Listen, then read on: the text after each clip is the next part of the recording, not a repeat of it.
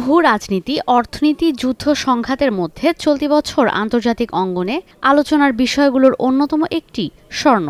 চলতি বছরের শুরুতেও 1 আউন্স স্বর্ণের দাম ছিল $3000 নিচে। তবে বিনিয়োগের নিরাপদ এই ধাতুর দরে চলতি বছরই তাক লাগানো উত্থান হয়েছে। সবশেষ অক্টোবরে $4400 ছুঁই ছুঁই ছিল 1 আউন্স স্বর্ণের দাম। অক্টোবর থেকে নভেম্বরে স্বর্ণের দামে কিছুটা ছন্দপতন হয়। $4000 নিচেও নামে 1 আউন্স স্বর্ণের দাম। এরপর যুক্তরাষ্ট্রের কেন্দ্রীয় ব্যাংক ফেডারেল রিজার্ভের সুদের হার কমানোর পদক্ষেপ, 2026 সালে সুদের হার আরও কমানোর আভাস এবং ডলারের দুর্বলতায় সোমবার আন্তর্জাতিক বাজারে নতুন রেকর্ড গড়েছে স্বর্ণ। 1 আউন্স স্বর্ণের দাম পৌঁছেছে $4400। চলতি বছর এখন পর্যন্ত 66% বেড়েছে স্বর্ণের দাম।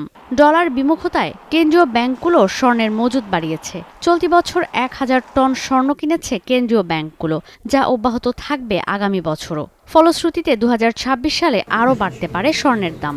যুক্তরাষ্ট্রভিত্তিক বহুজাতিক আর্থিক সংস্থা মর্গান স্ট্যানলি বলছে, 2026 সালের মাঝামাঝিতে স্বর্ণ কিনতে হবে $4500। আর বিনিয়োগ ব্যাংক হিসেবে খ্যাত প্রতিষ্ঠান জেপি মর্গান বলছে, 2026 এবং 2027 সালের মধ্যে স্বর্ণের দাম ঠেকবে $5000।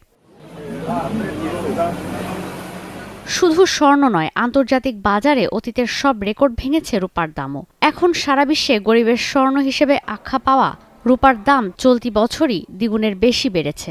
বিশ্ববাজারে এখন 1 আউন্স রূপার দাম প্রায় $70। বছরের শুরুতে যা ছিল $30 কিছু বেশি।